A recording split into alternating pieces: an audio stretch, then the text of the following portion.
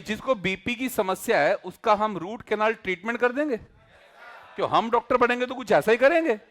Rice, corn, tomato. चलो शुरू से बोलो, पहला बोलो फुल एग्जांपल। सोयाबीन, अगला कॉटन, फिर ब्रिंजल, फिर पोटैटो। क्या आ गया? फिर आर से क्या आ गया? क्या आते हैं?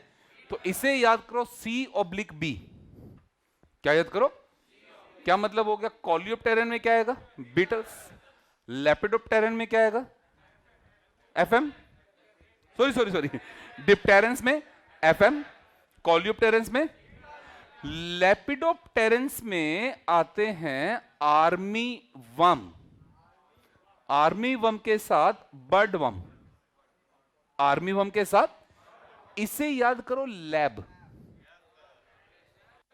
क्या याद करो? एक क्वेश्चन बच्चों यहीं से आता, match the following. Match the, हाँ जी, क्या नाम है बैक्टीरिया का? कौन सा जीन है? क्या बनाएगा? किसके लिए टॉक्सिक है? शॉर्ट में LCD। किसके लिए है? D बोले तो, C बोले तो कलर ब्लाइंड, C/B मतलब कलर ब्लाइंड, और L बोले तो लैब। L बोले तो, ये जो क्राई प्रोटीन होता है, ये क्राई प्रोटीन बैक्टीरिया को नुकसान करेगा या नहीं करेगा? बैक्टीरिया को नुकसान, क्योंकि बैक्टीरिया में ये इनएक्टिव फॉर्म में होता है। बैक्टीरिया में इनएक्टिव है या इनएक्टिव है? बैक्टीरिया में इस इनएक्टिव फॉर्म को कहा जाता है प्रोटोटॉक्सिन। क्या कहते हैं? प्रोटोटॉक्सिन को टॉक्सिन में बदलने के लिए चाहिए एल्केलाइन पीएच। क्या चाहिए? प्रोटोटॉक्सिन इनएक्टिव है या एक्टिव है? एल्केलाइन पीएच पे किस में बदल जाएगा? टॉक्सिन एक्टिव है, इनएक्टिव है? ये एल्केलाइन पीएच कहां मिलेगा? Gut of the insect. किस में मिलेगा? किस में मिलेगा? टॉक्सिन में बदलने के बाद अब ये कहां से जुड़ेगा?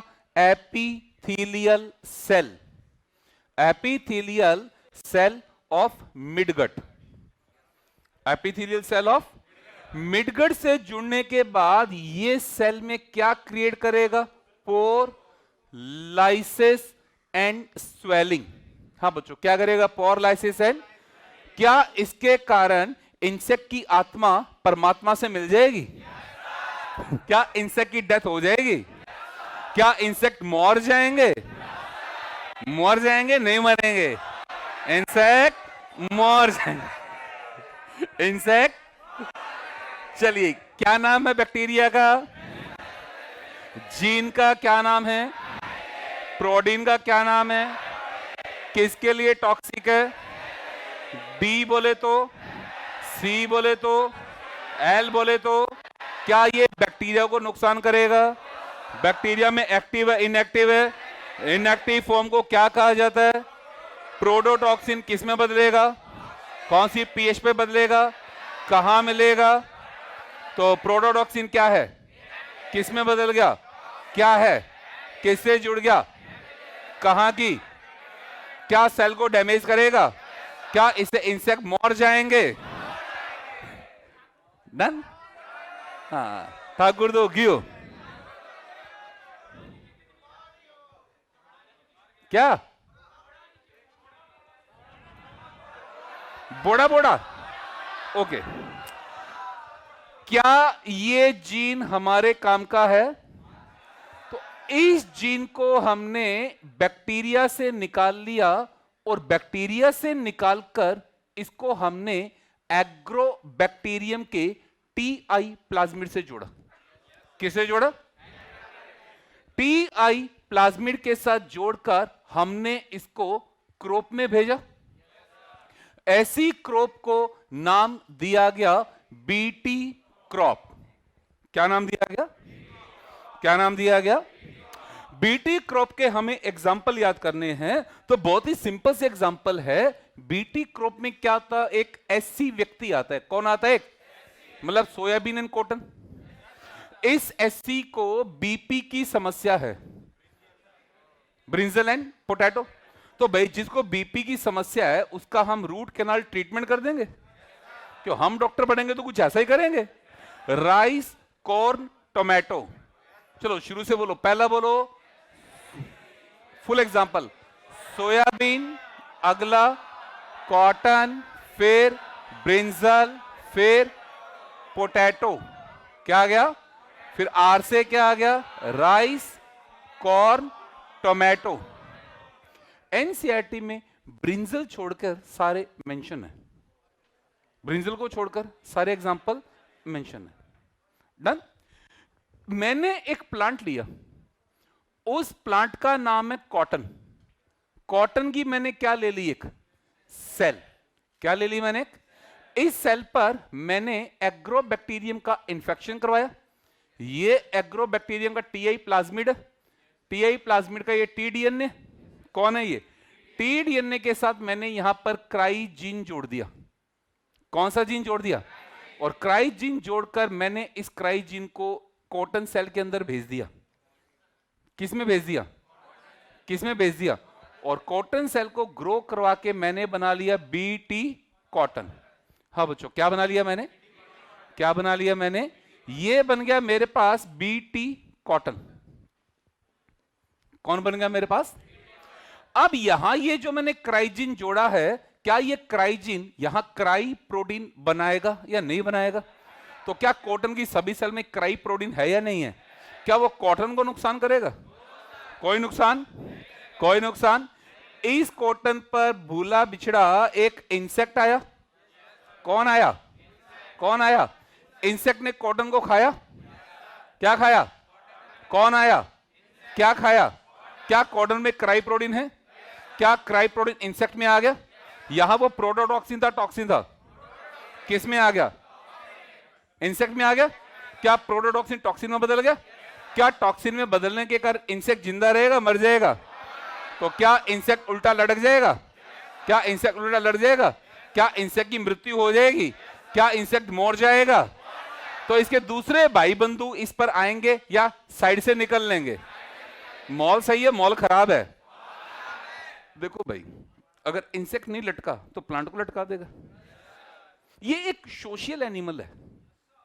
क्या? एक इनकी एक टेंडेंसी होती है कि जब कहीं फीड करते हैं ना, पूरा झुंड नहीं बैठता, पहले झुंड के कुछ मेंबर आते हैं, पहले झुंड के कुछ देखते हैं माहौल कैसा है। ये इनका बिहेवियर है। जैसे अपन सुनते हैं ना, हर साल एक बहुत बड़ी समस्या आती है ना, टिड्डी दल अभियान, लोकस्ट, है ना, करोड़ों के ग्रुप में होते हैं। अगर वो पूरा का पूरा ग्रुप किसी फील्ड पर बैठ गया तो मैदान सफाचट है। तो एक साथ नहीं बैठता, उसके पहले 50-100 मेंबर अगर बैठेंगे, खाएंगे पिएंगे, अगर खा पी के जिंदा रह गए तो बाकी भाई आएंगे, नहीं तो आएंगे या निकल लेंगे। मॉल सही है, मॉल खराब है? ठीक है, 10, 15, 20 इंसेक्ट बैठे, थोड़ा सा हल्का सा नुकसान हुआ, वो इंसेक्ट जिंदा रहे, मर गए, बाकी आएंगे, निकल लेंगे। तो क्या हमारी क्रॉप प्रोटेक्ट हो गई? क्या हमारी क्रॉप प्रोटेक्ट हो गई? तो यार अब जो मैंने बीटी कॉटन बनाया है, इस बीटी कॉटन को इंसेक्ट से बचाने के लिए क्या मेरे को अलग से इंसेक्टिसाइड्स की जरूरत है या नहीं है? क्या मैं कह दूं मेरी क्रॉप ही इंसेक्टिसाइड है? क्रॉप ही, मतलब इंसेक्ट्स को बचाने के लिए मैंने केमिकल्स पर अपनी डिपेंडेंसी को बढ़ा लिया या कम कर दिया। अब मेरे को केमिकल पे डिपेंड होने की जरूरत। तो क्या मैं कह दूं कि मेरी क्रॉप ही इंसेक्टिसाइड का काम कर रही है? तो क्या मैं कह दूं BT cotton work as a bio insecticide, work as a, ये एनसीईआरटी का वर्ड है। एक और बायो काट देते हैं, क्या वर्ड है जो इंसेक्ट्स की ग्रोथ को कंट्रोल? जनरली क्या बात करते हैं हम, केमिकल या बायोलॉजिकल? केमिकल। तो यहां हम केमिकल काम ला रहे हैं या हमने क्रॉप में ही ये पावर डेवलप कर दी? तो मेरे लिए ये बायो इंसेक्टिसाइड है या केवल इंसेक्टिसाइड है? क्या है मेरे लिए? क्या है मेरे लिए? अलग से मेरे को केमिकल पे डिपेंड होने की जरूरत? इसका मतलब इंसेक्टिसाइड पर जो मेरा खर्चा आना था वो बच गया, साथ में सॉइल पोल्यूट नहीं हुई। सोल भी तो पोल्यूट, अगर मैं इंसेक्टिसाइड्स काम लाता तो सोइल पर भी इंपैक्ट आता नहीं आता? तो मेरी सोइल भी पोल्यूट और केमिकल पे आने वाला खर्चा भी। तो हेडिंग क्या है हमारी? मेन हेडिंग पढ़ना। तो क्या मैंने इसको पेस्ट के लिए रेजिस्टेंस बना दिया? तो अब ये जो जीन होता है ना क्राइजीन, ये क्राइजीन कई तरह का होता है। हाँ बच्चों, वन टाइप और मेनी टाइप। जैसे आपको एनसीईआरटी ने दिया है, it is the cry 1AB, cry 1AC, cry 2AB। अब दूसरा क्वेश्चन यहां से आता है, तो यहां से हमारे बच्चे कंफ्यूज होते हैं। तो बिल्कुल सिंपल सी भाषा में बात करेंगे, देसी भाषा में बात करें। क्राई का मतलब क्या? चिल्लाना। तो हम पहली बार क्या चिल्लाए? हम जब पहली बार चिल्लाए तो पहली बार चिल्लाए ABC। क्या चिल्लाए? क्या मतलब हो गया कि क्राई 1 किसको कंट्रोल करेगा? Corn borer, ABC। बोलो क्या हो गया? तो जो बाकी दोनों बच गए वो किसके काम करेंगे? कॉर्न बोरर या बॉलवर्म? ये क्वेश्चन बहुत आता है।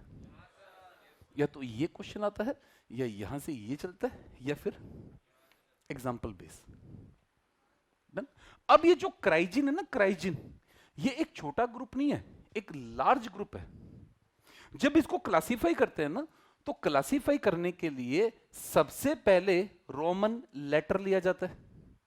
क्या लिया जाता है? Cry 1, cry 2, cry 3, cry 4। अब ये आगे कई तरह का होता है, इसको डेजिग्नेट करने के लिए कैपिटल लेटर लिया जाता है।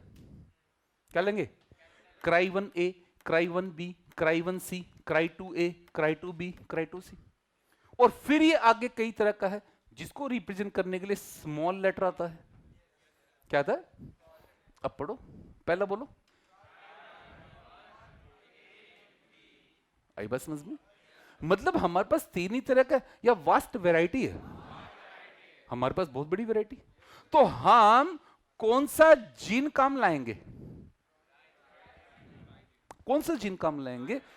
सुनो बच्चे, ये दो बातों पे डिपेंड करेगा कि हमारा होस्ट कौन है और हमारा पैथोजन कौन है। किस पे डिपेंड करेगा? होस्ट कौन है और पैथोजन कौन है। As per the host and pathogen, as per the host and, हमें अपने जीन को सेलेक्ट। तो यहां मैं एक छोटी सी बात लिख देता हूं कि ये जो क्राइजीन होता है, ये क्राइजीन स्पीशीज स्पेसिफिक होता है। क्या है क्राइजीन? क्या रैंडमली कोई भी क्राइजीन काम लाएंगे या हमें होस्ट और पैथोजन का चुनाव करना पड़ेगा? ये हमारी एनसीईआरटी का स्टेटमेंट है। हमें कौन सा क्राइजीन यूज करना है, इसके लिए हमें देखना पड़ेगा हमारा होस्ट कौन है और हमारा pathogen. As per the host and pathogen we have to select the cry gene. अब बोर्ड पर रहो। हाँ, स्टार्ट करेंगे। सबसे पहले बैक्टीरिया का नाम बोलेंगे, जीन का नाम, प्रोटीन का नाम, किसके लिए टॉक्सिक है, एल बोले तो, सी बोले तो, सीबी, सी बोले तो, और डी बोले तो। क्या ये बैक्टीरिया को नुकसान करेगा? क्या ये प्लांट को नुकसान करेगा? क्या इंसेक्ट को नुकसान करेगा? ये बैक्टीरिया को नुकसान, क्योंकि एल्कलाइन पीएच बैक्टीरिया के पास, प्लांट को नुकसान क्योंकि प्लांट के पास भी, इंसेक्ट के पास, तो इंसेक्ट को नुकसान। प्लांट में प्रोटोटॉक्सिन है या टॉक्सिन है? बैक्टीरिया में, बैक्टीरिया में, ध्यान से सोचो, बैक्टीरिया में, प्लांट में, इंसेक्ट में। प्रोटोटॉक्सिन को टॉक्सिन में बदलने के लिए वो बैक्टीरिया में मिलेगी। सोच के बोलो, बैक्टीरिया में, प्लांट में, इंसेक्ट में। इंसेक्ट में जाती प्रोटोटॉक्सिन टॉक्सिन में बदल गया, क्या सेल को डैमेज करेगा? क्या इंसेक्ट मर जाएगा? क्या बाकी इंसेक्ट यहां पर आएंगे या बाईपास हो लेंगे? क्या क्रॉप की प्रोडक्शन हो गई या नहीं हुई? क्या मेरे को अलग से इंसेक्टिसाइड की जरूरत है? क्या मेरी क्रॉप खुद इंसेक्टिसाइड बन चुकी है? तो क्या मैं इसे बायो इंसेक्टिसाइड कह सकता हूं? हमारा माइक्रोब्स इन ह्यूमन वेलफेयर है ना, उसी में था microbes as a bio fertilizer, microbes as a bio pesticides. Bio, मैंने सॉइल में यूरिया डाल दी, क्या डाल दी? यूरिया क्या है? फर्टिलाइजर है, पेस्टिसाइड है? बट वो केमिकल है या बायोलॉजिकल है? अब आप सोइल में राइजोबियम डाल दो, बायोलॉजिकल। डन। आप सोइल में डीडीटी डालो, क्या है? फर्टिलाइजर है, पेस्टिसाइड है? क्या है? केमिकल है, बायोलॉजिकल है? क्या है? डन। और आप बीटी क्रॉप को उगाओ, क्या बन गया? तो दोनों हेडिंग आएगी, microbes as a biopesticides, microbes as a bio fertilizer. Bio, समझ में आ गई बात? Is that clear? पक्का? एनसीईआरटी, पहले एनसीईआरटी बच्चों ना 208 नंबर, पेज नंबर 208 मिला सबको? ये चौथा पैराग्राफ है ना, पांचों पॉइंट्स के नीचे, some of the application of biotechnology, मिला सब बच्चों को? Some of the application in biotechnology or biotechnology in agriculture that you will study in the detail the production of the which which could decrease the amount of, बस पहले इसी की बात सोचो। अगर आप पेस्ट रेजिस्टेंट वैरायटी को develop कर लेते हैं तो क्या आपको केमिकल पेस्टिसाइड्स की जरूरत है या नहीं है? तो क्या आपने सॉइल को पोल्यूट होने से बचा लिया? क्या आपने एक्सपेंसेस को बचा लिया? Next line, BT toxin is produced by A bacteria called bacillus BT4. BT toxin gene have been cloned from the and been expressed in the to provide to the without the need of it effect create a underline, आ गया word bio pesticides. Example पढ़ेंगे, cotton, corn, rice, tomato, potato and, एक example mention नहीं है बच्चों, लिख लो brinjal. Question आया हुआ है इसलिए ब्रिंजल भी याद कर लेते हैं, ठीक है भाई? वो ना एक पोइम है ना, आलू कचालू बेटा कहां गए थे, याद है? चलो आगे। अब ये आपकी हेडिंग बीटी कॉटन है, क्या है? कॉटन को सर्कल में लो, इसको बच्चों बेसिकली करो बीटी क्रॉप। ये जनरल किसके बारे में बताया गया? BT crop. किसके बारे में? पढ़ना शुरू करेंगे।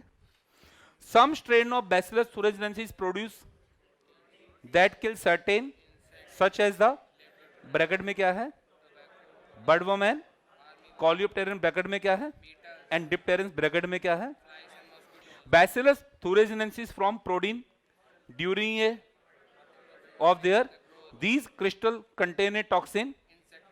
Why does this toxin not kill the bacillus? याद आंसर? आगे आंसर है, actually the BT toxin protein exists in the but once the insect ingests the inactive, it is converted into a of due to the of the which the activated toxin bind to the of the and create that cause cell swelling and eventually,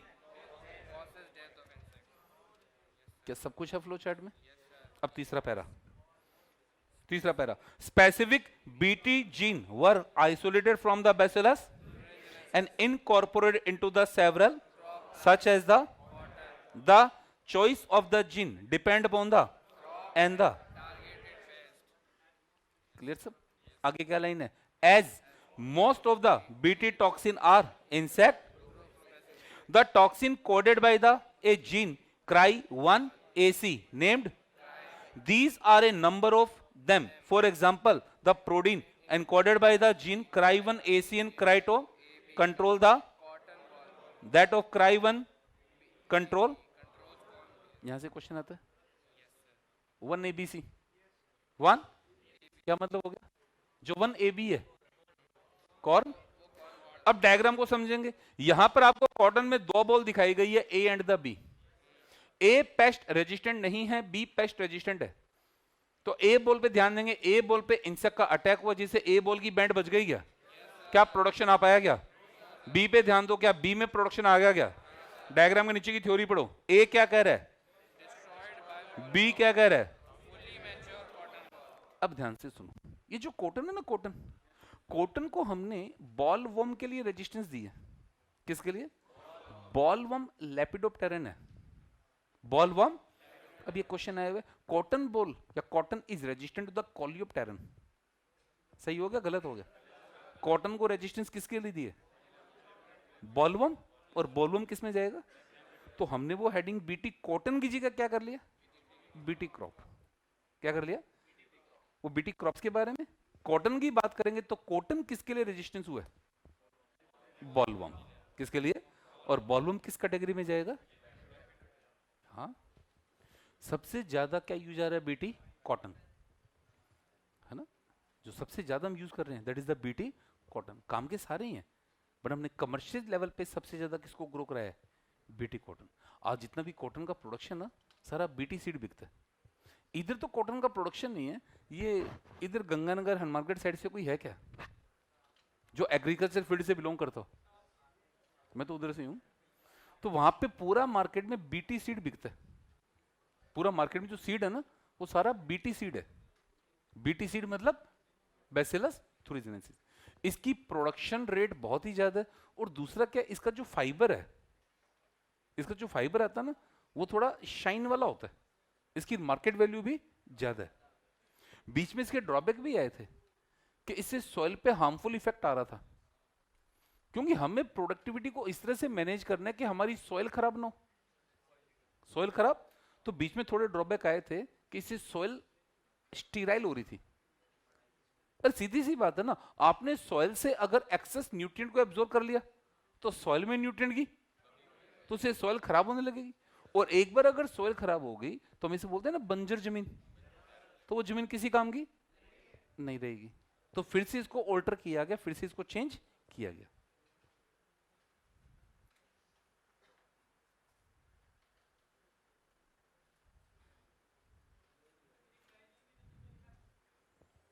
cry host A species specific, क्राइजिन हमारा species specific है।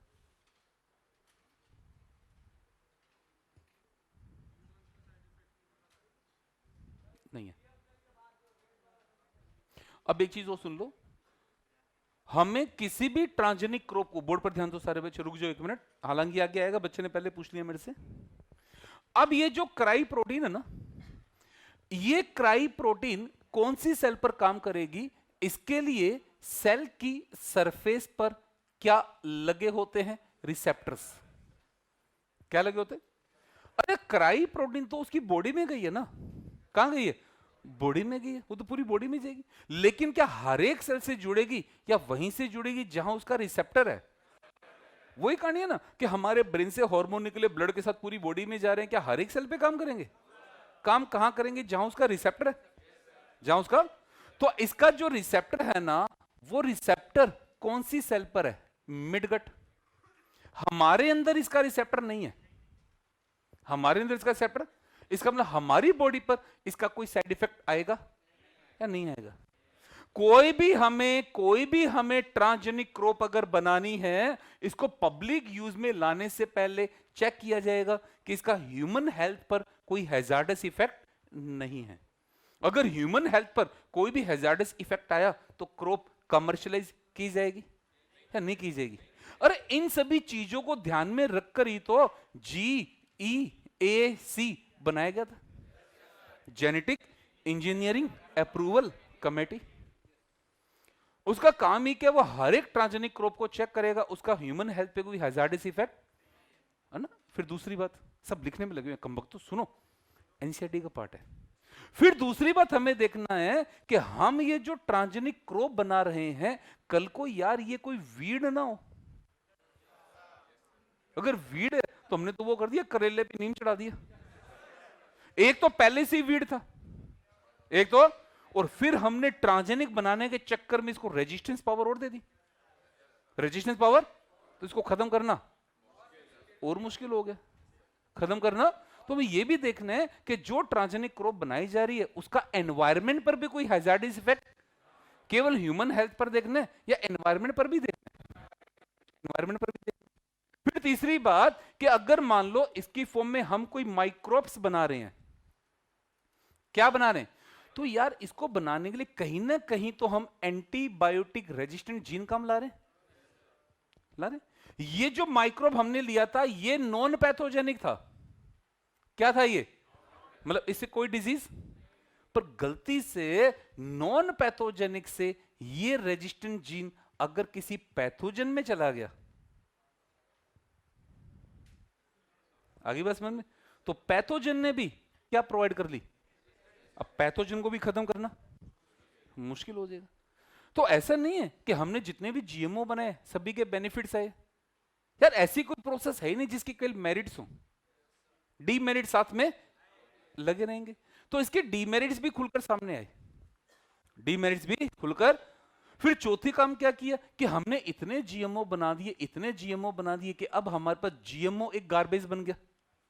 GMO के नाम पर हमारे पास एक बहुत बड़ा कचरा बनकर तैयार हो गया जिसको एनवायरनमेंट में खत्म करना। जैसे कहते हैं ना ई वेस्ट, इलेक्ट्रॉनिक वेस्ट, कि मोबाइल के नाम पे हमने इतने मोबाइल खरीद घर में रख लिए, अब वो खराब हो चुके, काम नहीं करते, लेकिन वो रिसाइकल भी तो नहीं हो पा रहे। क्या बन चुका है? वेस्ट। क्या बन चुका है? ऐसी कुछ कहानी जीएमओ के साथ होगी कि भेड़ चाल में, अंधी भेड़ चाल में हमने जीएमओ बना के छोड़ते गए। अब वो एनवायरनमेंट में इकट्ठे हो गए, अब उनको खत्म करना भी, वो भी आज हमारे लिए वेस्ट बन चुका है।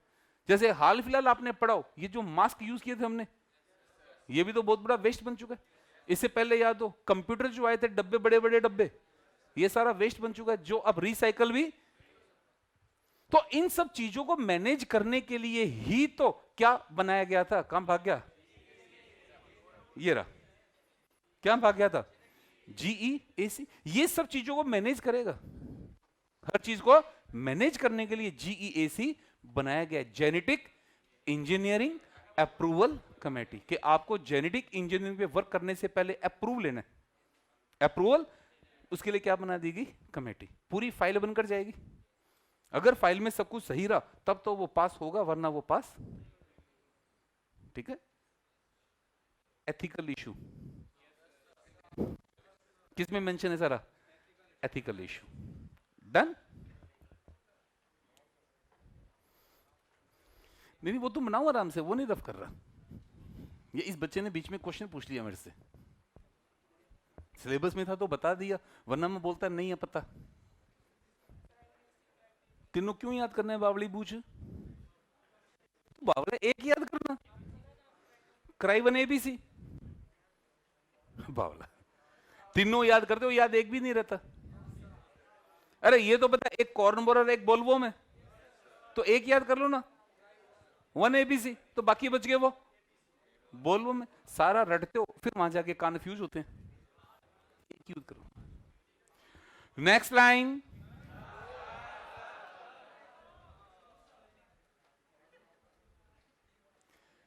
BT cotton is also called killer cotton. Killer. BT cotton is also called killer cotton. That was the first transgenic crop to be commercialized in India. That was the first transgenic crop to be commercialized in India. In India, underline करो, ध्यान ना बच्चों। India में पहला BT cotton है, world wide flavour saver tomato है। World में पहला कौन रिलीज किया गया? Flavour saver tomato. और इंडिया में पहला BT कॉटन। ये गलती कर देते तुम लोग, फ्लेवर सेवर में आगे लिखूंगा। It have first transgenic crop to be commercialise in India. First transgenic crop to be commercialized in India. It have insecticidal property, thus work as a biopesticide. It have insecticidal property does work as a biopesticides.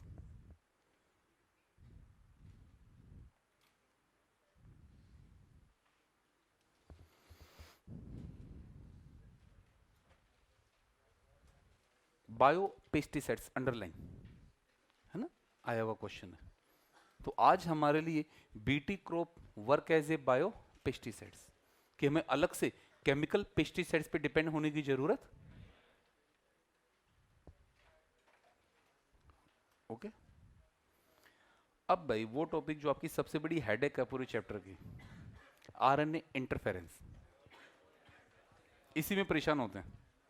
RNA डालो heading, nematode resistant variety. Pest resistant के दो part थे ना, भूल जाते हो, एक क्या था इंसेक्ट रेजिस्टेंट और दूसरा nematode resistant. Second section nematode resistant variety. एक निमेटोड होता है, इसका नाम है मीलॉइडोगाइनी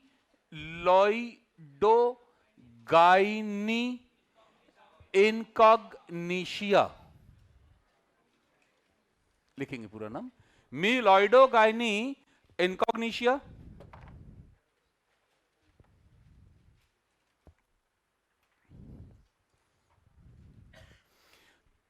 क्या है एक निमेटोड? इससे एक डिजीज होती है जिसका नाम है रूट नॉट ऑफ टोबैको। हाँ बच्चों, क्या नाम है इसका? Root knot of tobacco. इस डिजीज के कारण जो ईल्ड होती है, ईल्ड में क्या होता है? रिडक्शन। अरे सीधी सी बात है, अगर किसी भी प्लांट की रूट इन्फेक्ट होगी तो रूट इन्फेक्ट होने से क्या प्लांट के डेवलपमेंट पे इंपैक्ट आएगा? नहीं आएगा? तो ईल्ड बढ़ेगी या ईल्ड कम होगी? प्रोडक्शन बढ़ेगा, प्रोडक्शन कम हो जाएगा। क्या नाम है नेमेटोड का? मीलॉइडोगाइनी। कौन सा डिजीज कर रहा है? Result in the yield. इसके लिए जो रेजिस्टेंस है, इसके लिए रेजिस्टेंस एक नई स्ट्रेटजी से लाई गई जिसका नाम है आरएनए इंटरफेरेंस। रेजिस्टेंस एक न्यू स्ट्रेटजी से लाई गई, क्या नाम है इसका? RNA interference.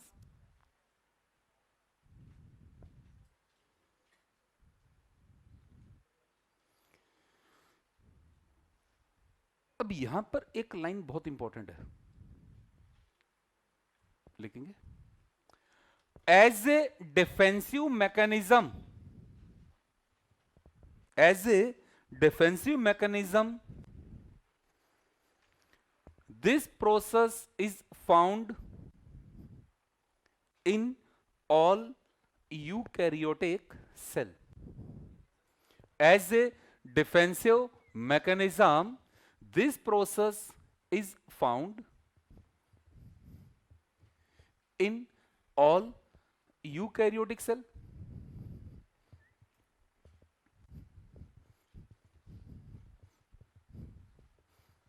अच्छा सारे बच्चे एक बात बताओ, बताओगे, हम लोग एंटीबायोटिक क्यों खाते हैं? बैक्टीरिया की ग्रोथ को रोकने के लिए। अगर हमने ऐसा नहीं किया तो बैक्टीरिया बॉडी में बहुत तेजी से ग्रोथ, हमारी बॉडी को डैमेज करेगा। और अगर एंटीबायोटिक खाया हमने तो क्या वो एंटीबायोटिक बैक्टीरिया में जाएगा? नहीं जाएगा? वो बैक्टीरिया की ग्रोथ को होने देगा, रोक लेगा? रोक लेगा। और बैक्टीरिया ग्रोथ रुक गई तो हम सेफ मोड में आ गए। डन। अब दूसरा फंडा, एंटीबॉडी क्यों बनवाए जाते हैं?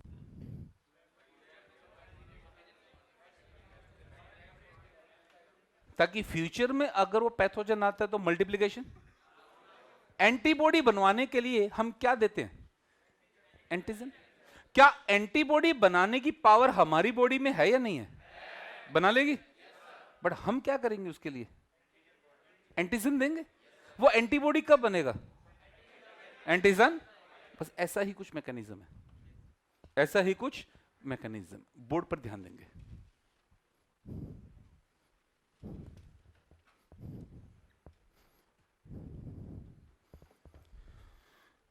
ये एक निमेटोड सेल है। हाँ बच्चों, कौन है? एक इस निमेटोड के पास ये इसका एक जीन है। क्या है निमेटोड का? एक ये निमेटोड का जो जीन है, ये जीन ट्रांसक्रिप्शन करके क्या बनाता है? mRNA। क्या बनाता है?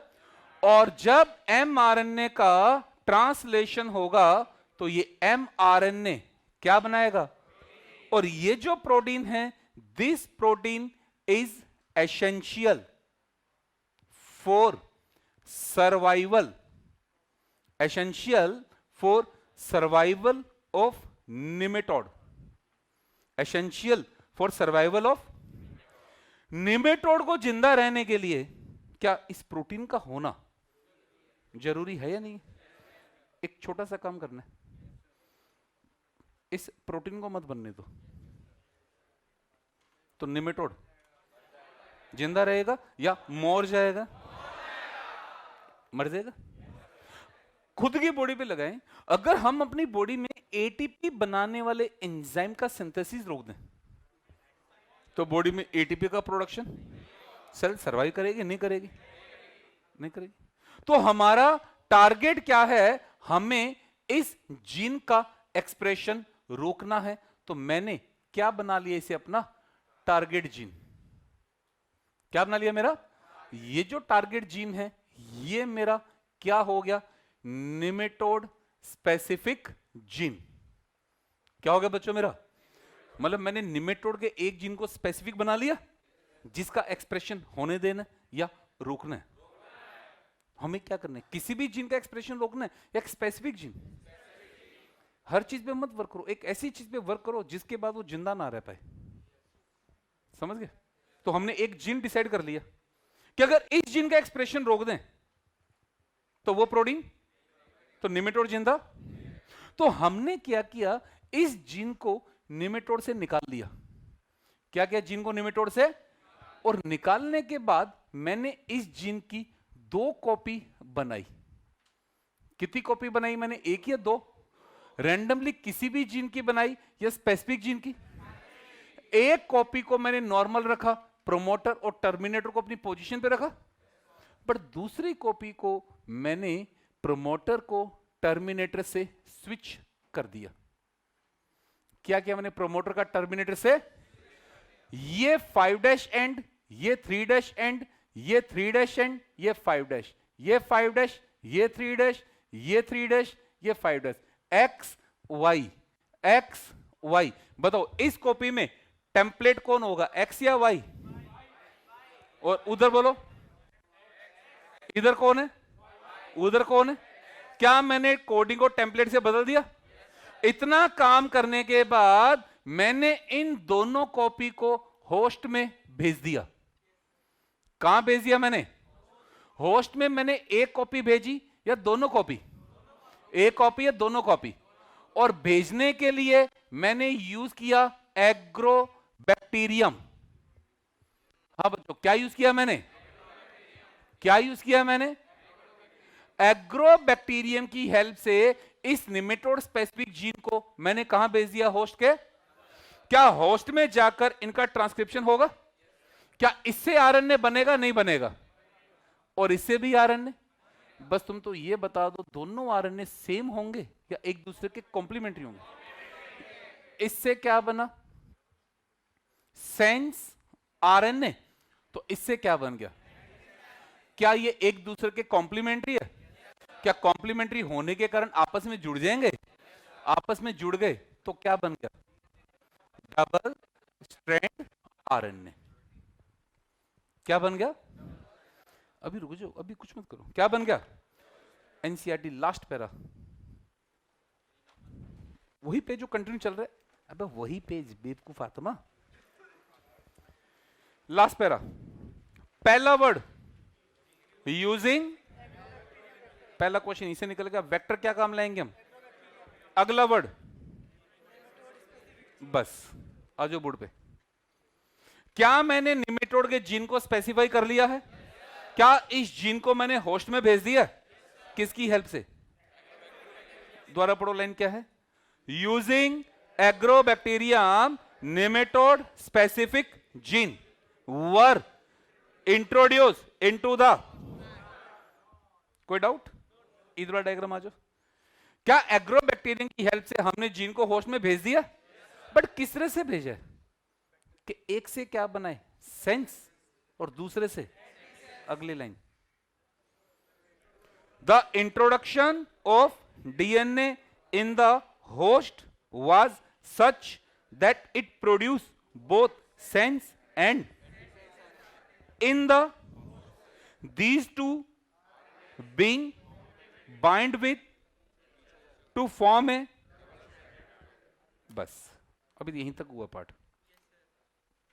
क्या हमने निमेटोड के जीन को स्पेसिफाई कर लिया है? क्या इस जीन को हमने एग्रोबैक्टीरियम की हेल्प से होस्ट में भेज दिया है? इस तरह से भेजा कि क्या बने? Sense and. क्या वो एक दूसरे के कॉम्प्लीमेंट्री होंगे? क्या एक दूसरे से जुड़ जाएंगे? क्या जुड़ने से डबल स्टैंड आरएनए बन जाएगा? और ये डबल स्टैंड आरएनए इंटरफेरेंस को स्टार्ट करेगा। कैसे? अब हम आगे बढ़ेंगे। यहां तो कोई डाउट? अब क्या होता है कि ये जो यूकैरियोटिक सेल होती हैं, इनके पास एक एंजाइम होता है जिसका नाम है डाइसर। क्या नाम होता है? डाइसर आरएनएज फैमिली का मेंबर है। डाइसर किसका मेंबर है? आरएनएज या डीएनएज? किसको कट करेगा? आरएनए को, डीएनए को? कैसा आरएनए? एसएस या डीएस? एसएस या डीएस? क्या हमने डीएस आरएनए बनवा दिया? क्या इस पे डाइसर काम करेगा? क्या आपने डीएस आरएनए बनवा दिया है? क्या इस पे डाइसर काम करेगा? डाइसर इस आरएनए को छोटे छोटे आरएनए में तोड़ देगा, छोटे छोटे आरएनए में, जिन्हें कहा जाएगा siRNA। क्या कहेंगे? Small interfering RNA. बोलो क्या कहेंगे? डन। ये जो siRNA है ना, ये siRNA इस mRNA के अगेंस्ट है। अब पूरा जोड़ेंगे। इस mRNA को कौन बना रहा है? इस जीन को कहां भेज दिया मैंने? होस्ट में भेज के क्या बनवा लिया? इसको तोड़ के क्या बन गया? रैंडम है या इसके अगेंस्ट है? अब एक छोटी सी लाइन लगा ले। हमने कोविड से प्रोटेक्शन के लिए वैक्सीन लगवा लिया। क्या हुआ वैक्सीन लगाने से? हाँ सही जा रहे हो। हमारे शरीर में एंटीबॉडी बनकर तैयार हो गए। अब हमारे अंदर एंटीबॉडी है ना? पक्का है ना? कोविड को अटैक करने दो। अटैक करेगा नहीं करेगा? इन्फेक्शन करेगा नहीं करेगा? करेगा, बट नुकसान क्यों? पहले से बनवा दी, तैयार हैं सारे बच्चे। अब हमने क्या किया? हमने निमेटोड का स्पेसिफिक जीन होस्ट में भेज दिया और होस्ट ने उसके अगेंस्ट siRNA बनवा दिया। अब होस्ट के पास ये siRNA है। कौन है? अब इस पे निमेटोड को अटैक करने दो। रुक जाए यार, हैं? सब्र कर ले, हैं? समझ में आ गया तो खुश हो रहे हैं। आगे बढ़े। जब निमेटोड अटैक करेगा ना तो ये प्लांट को खाएगा ना, तो जब प्लांट को खाएगा ना तो ये siRNA निमेटोड से निकलकर, सॉरी, प्लांट से निकलकर निमेटोड की बॉडी में चला गया। कहां था ये? प्लांट में था या निमेटोड में था? से कहां चला गया? कब जाएगा? जब निमेटोड इन्फेक्शन करेगा। इन्फेक्शन करे तो प्लांट को खाएगा, तो खाएगा तो siRNA प्लांट में। वही कहानी है ना बच्चों। इंसेक्ट ने कॉटन को खाया तो कॉटन में क्या क्राइब प्रोटीन बना हुआ था, तो कहां पहुंच गया? इंसेक्ट में। अब यह निमेटोड खा रहा है। कौन खा रहा है? तो बॉडी में siRNA बना हुआ था, तो siRNA कहां पहुंच गया? निमेटोड पहुंच गया। निमेटोड में पहुंचने के बाद अब इस siRNA से कुछ प्रोटीन जुड़ेंगी। क्या जुड़ेंगी? कुछ वो प्रोटीन जब जुड़ेंगी तो यहां एक कॉम्प्लेक्स बनेगा जिसका नाम होता है रिस्क। क्या नाम होता है? बोलो। RNA induced silencing complex. चलो बोलो। ये छोड़ दो, मतलब क्या करेगा? इसको साइलेंट कर देगा। इसको साइलेंट करने का मतलब इसका प्रोटीन बनने देगा, रोक देगा? प्रोटीन बनेगा, नहीं बनेगा? सर्वाइवल मतलब इन्फेक्शन तो कर दिया, नहीं कर दिया, बट नुकसान, इन्फेक्शन तो नुकसान के। अब एक स्टेप और आगे बढ़ेंगे। अब रिस्क में ये जो DsRNA था ना, इसके एक स्ट्रैंड गायब होगा और एक स्ट्रैंड बचेगा। एक स्ट्रैंड को हटा देगा और एक स्ट्रैंड बचेगा।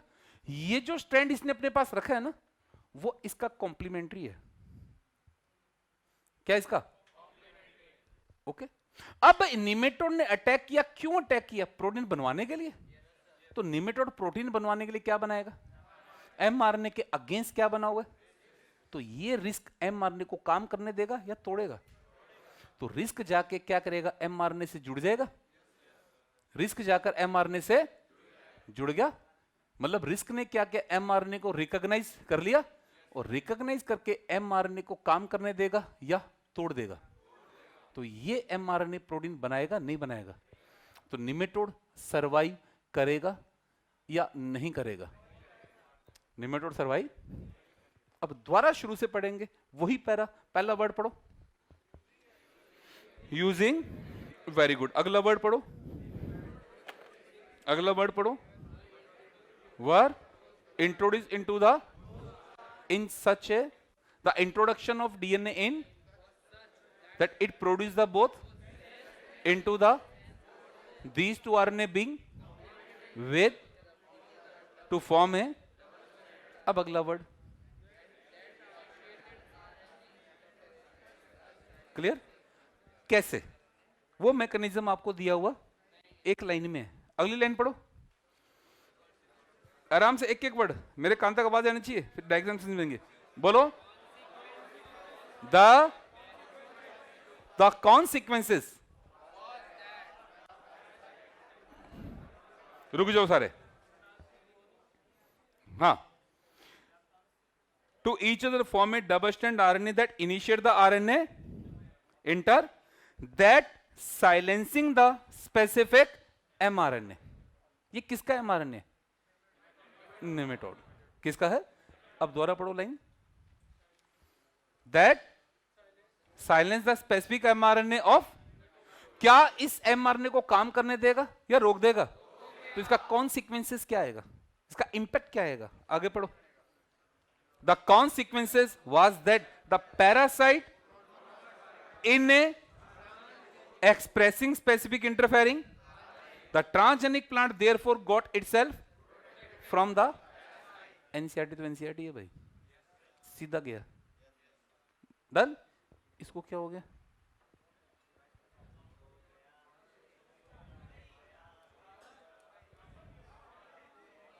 ठीक है, लग नहीं रहा? अरे समझ ले, यहां बच्चों की बहुत हालत खराब होती है। अब इस डायग्राम को समझेंगे। जो ए डायग्राम है ना, ए डायग्राम, ये एक टिपिकल कंट्रोल्ड प्लांट है। टिपिकल कंट्रोल का मतलब ये ट्रांसजेनिक नहीं है, इसको हमने कन्वेंशनल तरीके से कंट्रोल करने की कोशिश की है।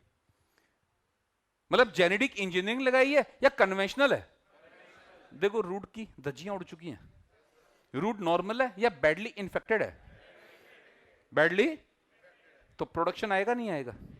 जो बी है ना, वो कन्वेंशनल नहीं है, वो ट्रांसजेनिक है। वहां देखो रूट नॉर्मल है या बैडली इन्फेक्टेड है? नॉर्मल। अब इसने नीचे क्या लिखा हुआ है, सुनो पहले। इसने ये लिखा है कि जो बी डायग्राम है, बी ट्रांसजेनिक क्रॉप का है। ट्रांसजेनिक क्रॉप बनाने के बाद हमने इंटेंशनली इस पर निमेटोड का इंफेक्शन करवाया, इंटेंशनल करवाया। हम चेक करना चाहते थे उसकी वर्किंग एफिशिएंसी क्या है। Working efficiency. तो इंटेंशनली हमने उस पर इंफेक्शन करवाया, और इंफेक्शन करवाकर हमने क्या देखा कि रूट पे कोई फर्क। थ्योरी पढ़ेंगे, पहले ए पॉइंट पढ़ेंगे। ए क्या लिख रहा है? टिपिकल कंट्रोल्ड है, मतलब कन्वेंशनल है या जेनेटिक इंजीनियरिंग है? तो इंफेक्शन हुआ, रूट का बैंड, प्रोडक्शन। तो युवा वर्ग पागल हो गया, क्यों? टोबैको है ना। हाँ ये सर, इधर से आवाज आ रही है, बिहार से है क्या? है बी। चलो बी देखो, बी क्या कह रहा है? Transgenic plants root 5 day after deliberate infection of but protected through the. दोनों डायग्राम क्लियर है? जो ए है वो क्या है, कन्वेंशनल है या जीएमओ है? और बी क्या है? क्या कन्वेंशनल मेथड उसको वो प्रोडक्शन दे पाया या नहीं दे पाया? लेकिन का जीएमओ ने प्रोडक्शन दी, कन्वेंशनल वो प्रोडक्शन, जीएमओ ने वो प्रोडक्शन। अब एक वो क्वेश्चन जो सारे बच्चे गलत करते हैं, हर बच्चे गलत करते हैं, आप निमेटोड रेजिस्टेंस लाने के लिए क्या भेजते हो? डबल स्टैंड डीएनए या double stand RNA? Double stand. मेरे को पता था आंसर यही आना है, मेरे को पता आंसर डबल स्टैंड आरएनए ही आएगा। और दुष्टों, डबल स्टैंड आरएनए भेजा है या बनवाया है? आपने भेजा क्या है? वापिस उसी पैरा में, वो 3 जगह एनसीईआरटी ने लिखा है, फिर बेवकूफी कर रहे हो। वापिस पढ़ो। Using agrobacterium nematode specific gene. Gene को लेना सर्कल में। हाँ रे, जीन क्या होता है? DNA RNA? नहीं नहीं गुरुजी, हमारे यहां तो आरएनए होता है। पहली लाइन मरूंगा नीचे, अगली लाइन पढ़ना। डीएनए इंट्रोड्यूस इनटू द, अगला पढ़ना द इंट्रोडक्शन ऑफ, नहीं आरएनए है लिखा हुआ ना। आगे बढ़ना फिर से। Introduction of DNA was such that it produce both sense and in the. तो आरएनए आपने भेजा, कहां बना है? Is it clear? बनेगा कॉपी में। बनो बनो, अभी अधूरा है डायग्राम। अधूरा क्या? अभी टॉपिक अधूरा है हमारा। कराऊंगा कराऊंगा, ना टेंशन लो, कराऊंगा। अभी नहीं।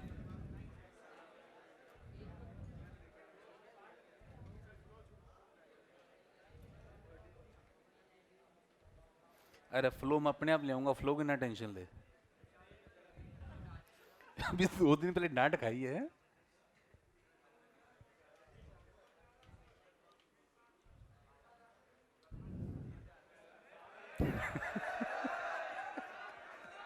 नहीं सुधरोगे।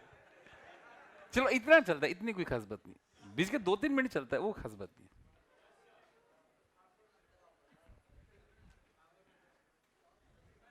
नहीं इतना तो होना भी चाहिए यार, थोड़ा बोर भी हो जाते हैं ना। 2 मिनट का एंटरटेनमेंट चलता है। तो तूने डायग्राम अलग अलग क्यों कर दिए रे? तो तेरा निमेटोड अलग है क्या?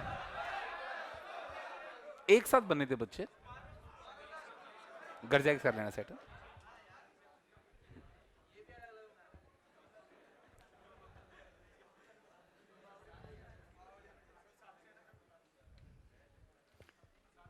मेरी थोड़ी 7 बजे है। 7 बजे मेरी है। रुको रुको रुको रुको रुको, मेरी क्लास कौन सी है? 9:30 से है। हाँ हमारा आएगा कम वक्त। मेरी सेकंड है ना।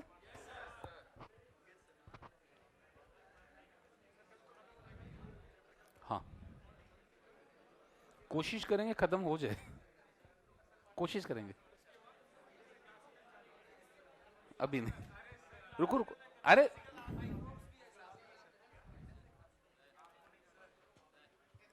मैं करवा दूंगा, टाइम मैनेज होने दो थोड़ा सा। तुमने कोई हंगामा मचाया, मरूंगा बहुत, ध्यान रखना। नहीं मैं करवा दूंगा, करवा दूंगा।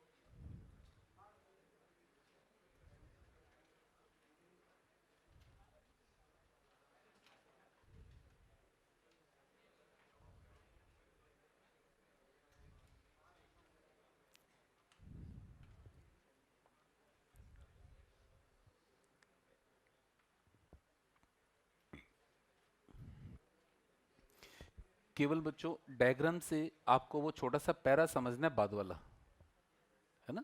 यहां से मेन क्वेश्चन, पहला हमने वेक्टर क्या काम में लिया, दूसरा हमने क्या भेजा डीएनए आरएनए, और किस तरह से भेजा सेंस एंटीसेंस दोनों बने, कहां बने दोनों, जिससे होस्ट में हमने क्या बनवा दिया, और होस्ट के पास डाइसर था, होस्ट के पास। अभी मैंने आपको एक सिंपल सा एग्जांपल दिया था, उसका इंपैक्ट देखो कि हमने अपने शरीर को बाहर से एंटीजन दे दिया, क्या दे दिया, एंटीबॉडी बनाने की पावर हमारे शरीर में है। मतलब सेल के पास डाइसर है, समझना बातों को, सेल के पास डाइसर किस पे काम करेगा, सेल के पास डाइसर तो है, और डबल स्ट्रैंड आरएनए हमने बनवा दिया, डाइसर तो और डबल स्ट्रैंड आरएनए, तो फिर डाइसर काम करेगा। मैकेनिज्म,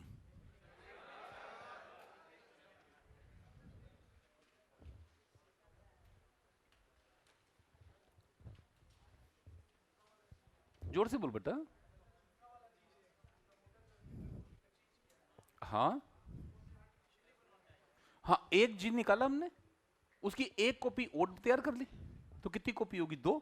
दूसरी कॉपी के प्रोमोटर को टर्मिनेटर से स्विच कर दिया, तो याद करो प्रोमोटर और कोडिंग हमारा बदल जाता है। भूल गए लाइन, चेंज क्यों किया, अगर चेंज, वो टेक्निक्स है हमारे पास आज, है ना। वो पीएचडी नहीं करेंगे अपन, हमारे पास टेक्निक्स आज है। अरे जब हमारे पास आर्टिफिशियल बनाने का तरीका है, तो ये तो ट्रेलर है। क्या ये काम हमारे लिए बड़ा है, अब ये काम कोई बड़ा, अरे हम आर्टिफिशियल जीन तक डेवलप कर चुके हैं, ठीक है। मैकेनिज्म, बच्चों थोड़ा स्पीड बढ़ाओ यारा, है किसका, SI लिख, स्मॉल इंटरफेरिंग आरएनए, सुन याद नहीं करनी, एनसीईआरटी में है तो याद नहीं करनी, स्मॉल इंटरफेरिंग आरएनए।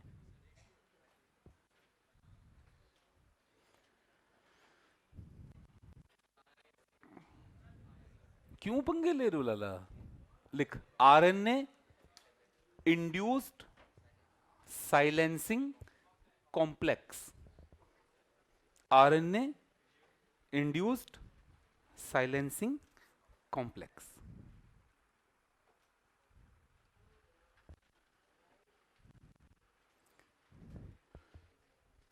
हाँ बेटा, मैकेनिज्म लिखेंगे, इट इन्वॉल्व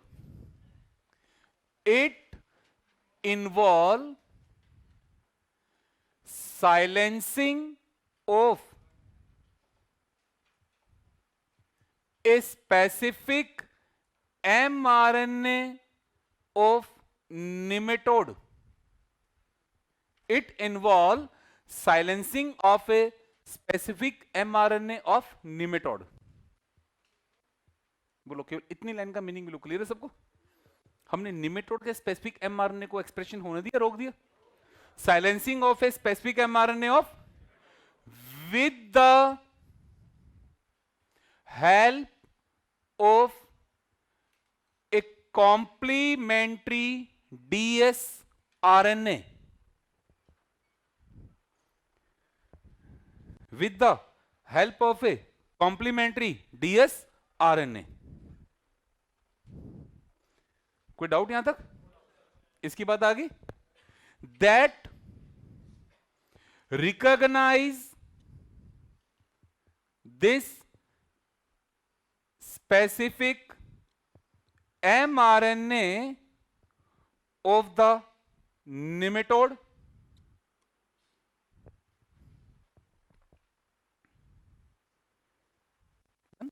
अब ये सारा एनसीईआरटी में बाईपास है, उसने सीधा इसको इससे लिंक कर दिया भाई। आ गया समझ में? मतलब siRNA का रिस्क का कोई जिक्र, सीधा। हाँ, ये लाइन समझ में आई? That recognize the specific mRNA of the and cleaved this mRNA cleaved, cleave मतलब तोड़ दिया, क्या किया उसको, तोड़ दिया, recognise and cleaved, recognise and 10 protein are not formed, protein are not form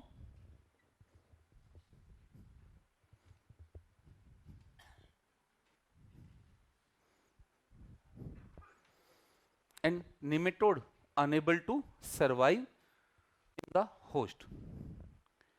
Nematode is unable to survive in the host. Nematode is unable to survive in the host. आई बात समझ में? अब मैं कुछ बिहेवियरल बातें कर रहा हूं बोर्ड पर। हमने कोविड काल में कोविड टेस्ट करवाया, जब हमने कोविड टेस्ट करवाया हमारी रिपोर्ट नेगेटिव आई, बिल्कुल बीच में नहीं, क्या रिपोर्ट आई, इसका मतलब हम क्या श्योर हो गए कि हमारे बॉडी में कोविड का एंटीजन। फिर हमने दूसरा काम किया कि हमने कोविड एंटीबॉडी टेस्ट करवाया, तो कोविड एंटीबॉडी हमारे में पॉजिटिव आया। अब दोनों को एक साथ सोचें, हमारे में कोविड का एंटीजन तो है या नहीं है, बट उसका एंटीबॉडी नहीं, कोविड का एंटीजन डिटेक्ट हुआ या नहीं हुआ, बट एंटीबॉडी डिटेक्ट हो गया, antigen but antibody, antibody antibody, इसका मतलब एंटीजन आया होगा, एंटीजन और हमें पता नहीं लगा, एंटीजन और हमें पता। ये कौन है, किस पे काम करता है, कैसे आरएनए, वो तो होता ही नहीं है। हाँ हाँ सही है आंसर ना, हमने चलो डीएस आरएनए बनाया, बट डाइसर तो सेल के पास है, डाइसर तो वो सेल, डाइसर किस पे काम करता है, हमने डबल स्ट्रैंड आरएनए बनाया, डाइसर तो नहीं बनाया, सेल के पास डाइसर था। हाँ बिल्कुल बिल्कुल सही जवाब, कभी आया होगा, कभी, अरे वही कहानी है कि बैक्टीरिया के पास आरई मिला, क्या मिला, जो इस बात का सबूत है कि बैक्टीरिया में कभी वायरस का इन्फेक्शन हुआ, आपके शरीर में एंटीबॉडी मिले, जो पक्का सबूत है कि कभी वो एंटीजन आया। इसके बाद डाइसर है, जो पक्का सबूत है कि कभी तो डीएसआरएनए आया, आया, आज है या नहीं है, आज डीएसआरएनए है या नहीं है, बट डाइसर कभी। अब एनसीईआरटी क्या कहती है, एनसीईआरटी कहती है कि कोई एक आरएनए वायरस है, हाँ बच्चों कौन है ये, एक इसके पास एसएस आरएनए है, क्या इसके पास, कौन है ये, क्या इसके पास, इसने किसी होस्ट पर अटैक किया होगा, किस पर अटैक किया, इस वायरस ने होस्ट पर अटैक किया, होस्ट पर अटैक करने के बाद इस वायरस का आरएनए होस्ट में चला गया, ये कैसा है, एसएस है या डीएस है, और इसने होस्ट में जाकर रेप्लिकेशन कर लिया, क्या कर लिया, तो क्या बना लिया, डीएस आरएनए, क्या बना लिया, ये सर्वाइवल की कोशिश कर रहा था, सर्वाइवल की कोशिश, लेकिन होस्ट क्या चाहता है, इसको सर्वाइव करने देना चाहता है या सर्वाइवल को रोकना चाहता है, तो इसने, होस्ट ने इसको फोड़ने के लिए क्या बनवा लिया, क्या बनवा दिया, डाइसर ने क्या किया, इस डीएसआरएनए को छोड़ा या फोड़ा, फोड़ा या छोड़ा, तो ये आरएनए अपना मल्टीप्लिकेशन, मतलब यार कोई भी होस्ट वो काउंटर फोर्स लगाएगा या नहीं लगाएगा, काउंटर फोर्स तो लगाएगा, डीएसआर ने तोड़ दिया तो डाइसर खुद भी खत्म हो गया, डाइसर को रख लिया, क्या पता वायरस दोबारा है, क्या पता वायरस, बैक्टीरिया ने आरई हटा दिया रख लिया, क्या पता वायरस, हमने एंटीबॉडी हटा दिया रख लिया, क्या पता एंटीजन, मेमोरी सेल, क्या पता वो डाइसर रख लिया। अब एनसीईआरटी कुछ और कहती है और आप कुछ और समझते हो। उस पैरा से ऊपर की 3 लाइनें देखनी है अब हमें। सबसे बड़ी कंट्राडिक्टरी लाइन आप लोगों के लिए, और बहुत प्यारी लाइनें हैं। जो पैरा आपने शुरू किया था ना, उसके ऊपर की 3 लाइनें। The source of this complementary RNA, ये बच्चों कॉम्प्लीमेंट्री आरएनए किसको कह रहा है? डबल स्टैंड आरएनए को। आराम से पढ़ना। उस यूजिंग एग्रोबैक्टीरियम था ना, उससे ऊपर की 3 लाइनें मिला। The source of this complementary RNA could be from infection by the virus having RNA genome. बस इतना सा पढ़ना है ना। अब एक बात बताओ रे, एनसीईआरटी क्या कह रही है और तुम क्या समझते थे? दोनों में अंतर है। ईमानदारी से बताना, तुम क्या समझते थे? ये काम हमने किया? क्या समझते थे? ये काम एनसीईआरटी क्या कह रही है? हमने किया या ऐसा हुआ होगा? ऐसा हुआ। वो क्या समझाना चाह रही है कि डीएसआरएनए तो कभी होता ही नहीं है। डीएसआरएनए तो कभी, लेकिन डाइसर है तो हुआ होगा कभी, कभी हुआ। Source of this complementary RNA could be infection of a RNA virus, virus having RNA genome. या क्या माना गया? कोई ट्रांसपोजन। या क्या माना गया? ये इस साल का क्वेश्चन था। That replicate via RNA intermediate. That replicate via, क्या कह रहे? ऐसा हुआ है या ऐसा हुआ होगा? इसमें ज्यादा ऑथेंटिक आरएनए वायरस का मानते हैं।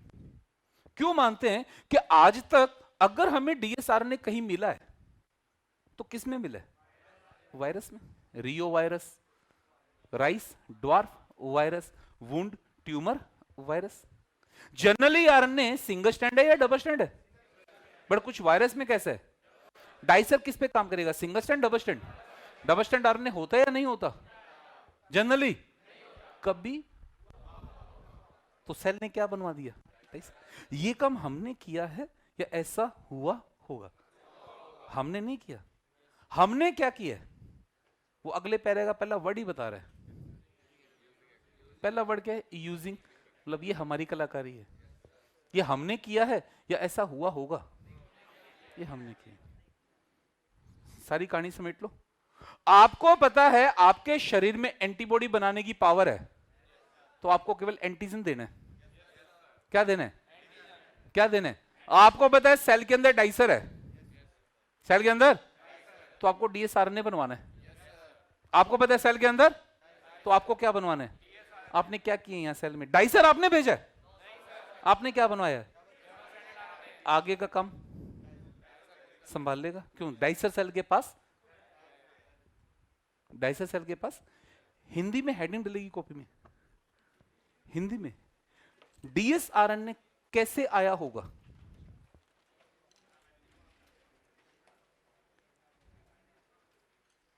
हिंदी में इसलिए लिखा है, अरे तुम क्या समझते हो हम कर रहे हैं? एनसीईआरटी क्या कर रही है? हम कर रहे हैं या कैसे आया होगा? केवल एजम्पशन है, एविडेंस नहीं है हमारे पास अभी भी। कोई एविडेंस लिखेंगे। The source of this complementary dsRNA, source of this complementary dsRNA could be infection of a RNA virus. Source of this dsRNA could be infection of a RNA virus having ssRNA. Source of this dsRNA could be infection of a virus having SS.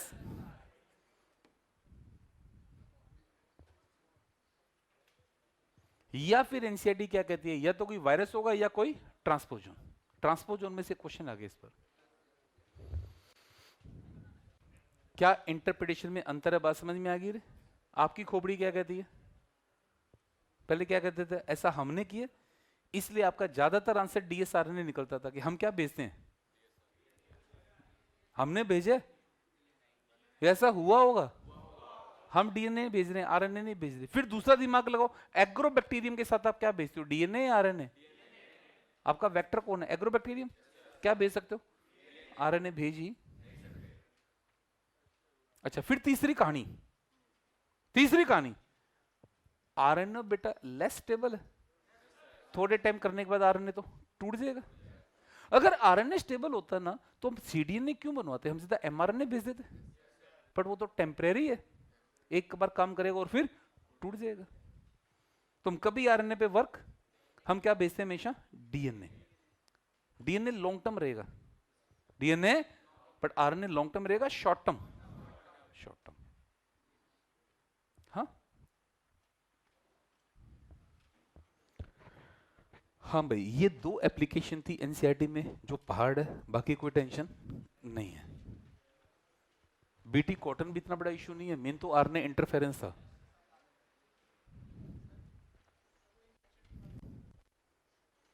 Infection हुआ होगा, एसएसआरएनए गया, replication कर लिया, double एसआरएनए बना लिया, और dicer ने इसको तोड़ दिया। असम्पशन है, मोबाइल एनिमल मानना, क्या कोई क्या कहता है ट्रांसपोजोन है, कोई क्या कहता है वायरस है, दोनों असम्पशन चलते हैं। मैकेनिज्म नहीं पता ट्रांसपोजोन की। एक मिनट, नहीं नहीं नहीं, या तो आरएनए वायरस आया होगा या ट्रांसपोजोन आया होगा, या तो आरएनए वायरस आया या that replicate via RNA intermediate. पूरी लाइन पढ़, source of this complementary RNA could be the infection of a virus having RNA genome or mobile genetic element that replicate via RNA intermediate। अरे तुम फिर पंगे ले रहे हो, मैंने क्या कहा, एविडेंस है या एजम्पशन है? हमें नहीं पता कैसे हुआ, हमें नहीं पता कैसे हुआ। अरे हमारे शरीर में एंटीबॉडी मिली, एंटीजन नहीं है, तो हमें नहीं पता कब आया, कहां आया, किससे आया, कैसे आया, बस हमें ये पता है आया होगा, आया तो एंटीबॉडी बन गई।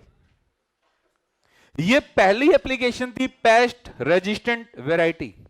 अब सेकंड एप्लीकेशन टू इंप्रूव, अब तो छोटी छोटी एप्लीकेशन है सारी, to improve nutritional quality of food.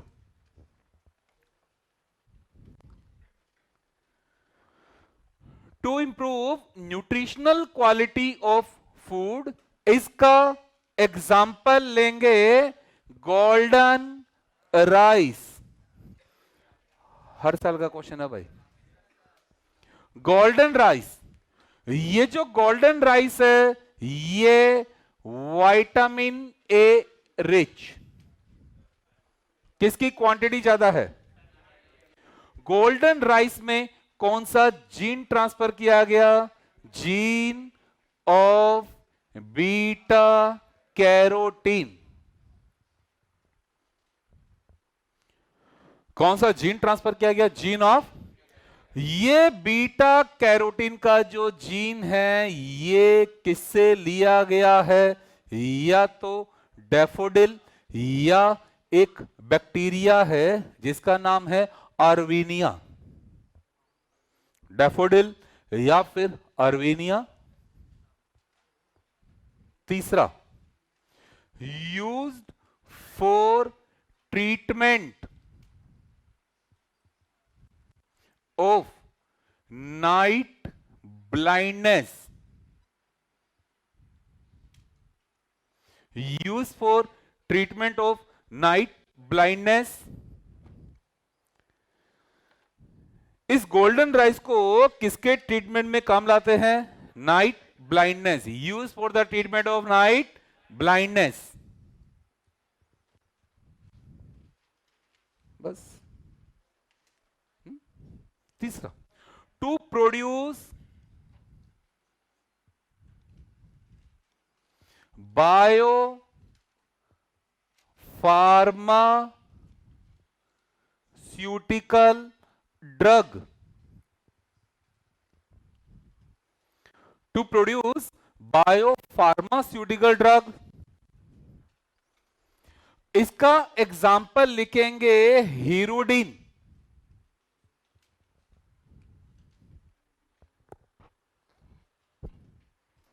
Hirudin, hirudin एक एंटी कोएगुलेंट है। हीरोडिन एंटी कोएगुलेंट है। हीरोडिन का प्रोडक्शन किसमें किया गया है? Brassica napus. Hirudin anti coagulant है, इसका प्रोडक्शन किसमें किया गया है? Brassica napus plant. ये हीरोडिन हमारे काम का है या नहीं? ब्लड बैंक, ब्लड क्यों, बॉडी से बाहर आते ही ब्लड की क्या टेंडेंसी है? क्लोट करने की। और अगर ब्लड क्लोट कर गया तो हमारे किसी काम का? तो हीरोडिन मिलाएंगे। हीरोडिन एक नेचुरल एंटी कोएगुलेंट फैक्टर है। हीरोडिनेरिया, लींच, सैंग्विवोर सुना हुआ ना, कि स्किन पर कट लगाएगा, कट लगाती ब्लड सक करेगा, ब्लड में तो क्लोट होने की टेंडेंसी है, तो उस पर सलाइवा का सिक्रेशन करेगा। उसके सलाइवा में हीरोडिन है, सलाइवा में जो ब्लड को क्लोट होने, तो ये हमारे लिए काम की प्रॉपर्टी है, हमारे लिए ब्लड बैंक में यूज करेंगे। खास बात next, first animal product, first animal product to be synthesized in plant, first animal product to be synthesized in plant। हाँ, हीरोडिन जनरली किसका प्रोडक्ट है? प्लांट का या एनिमल का? बनवाया कहां गया? कौन से प्लांट में? एनिमल का प्रोडक्ट है, प्लांट का प्रोडक्ट है किसका? बनवाया कहां गया? है किसका? बनवाया। 3 पॉइंट याद करने। अब एक जनरल सी बात, हीरोडिन का क्या किया गया बच्चों? आर्टिफिशियल जीन बनाया गया। क्या बनाया गया इसका? आर्टिफिशियल जीन बनाकर कौन से प्लांट में भेजा गया? ब्रेसिका, ब्रेसिका नेपस के क्या कलेक्ट किए गए? सीड को क्रश करके क्या निकाला गया? ऑयल से हमें क्या मिला है? हीरोडिन। काम का नहीं है, टाइम पास का साधन है, हमें तो ये याद रखना है, समझ गए? हाँ, तो हीरोडिन किस कैटेगरी में आता है? किसमें बनाया गया है? क्या खास बात है? First animal product to be formed in the plant, first animal product to be form in, okay, बस। अब तो छोटी छोटी प्रॉपर्टी है, मेन तो बना बीटी और आरएनए इंटरफेरेंस था, ठीक है? कल